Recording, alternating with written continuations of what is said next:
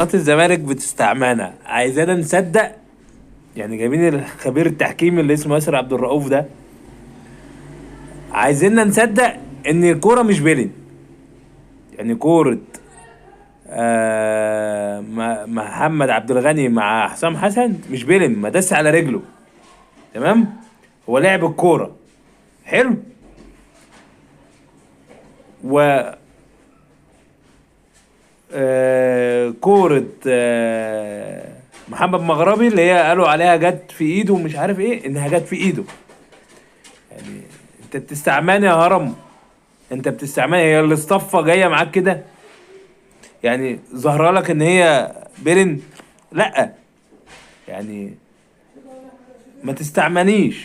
يعني انا بقول لك ما تستعمنيش. بس الكرة لا دي، دي مش بيرن والتانية بيرن.